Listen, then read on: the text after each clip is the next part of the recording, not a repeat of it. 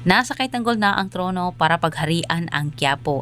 At samantala babalik sila Tanggol sa Quiapo hindi para makipag-ayos kay Marites kundi kausapin ang kanyang katropa para gawin nila itong tauhan. Samantala hindi mawala sa isip ni Ramon ang pagdududa niyang nararamdaman dito sa pagkatao ni David. Hindi umano niya maintindihan ang kanyang sarili na marami namang napatunayan si David sa kanya ay hindi pa rin umano niya ito tanggap. Gustong malinawan ni Ramon sa lahat kahit sarili din siyang sikap sa pag-iimbestiga.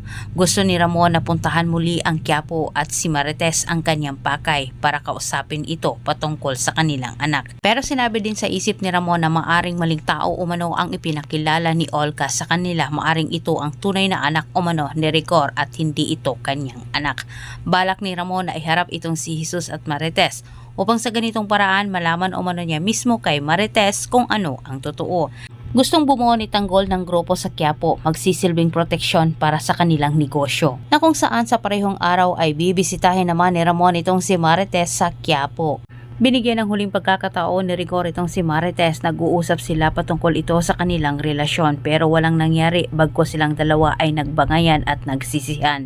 Siyang dahilan para bawiin ni Rigor ang masasamang salitang binitawan niya kay Lina. Tinawagan ni Rigor itong si Lina at gusto niyang pabalikin ito sa kanyang bahay. Samantala tilang hindi matutuloy ang masamang binabalak nila Edwin laban kay Santino dahil nagkikita sila ni Tanggol at niyaya ni Tanggol itong si Santino na sumama umano sa kanya. Pero hindi naman maiwasan ni Santino na hindi banggitin kay Tanggol ang ginawa ni Rigor sa kanya kahit itong si Tanggol ay galit na galit sa kanyang tatay. Gusto sana ni Tanggol na bigyan ng leksyon ang kanyang tatay pero pinigilan naman siya ng kanyang mga kaibigan. Katwiran ng mga ito, hintayin umano nila na hindi na lispo itong si Rigor tsaka umano nila ito balikan.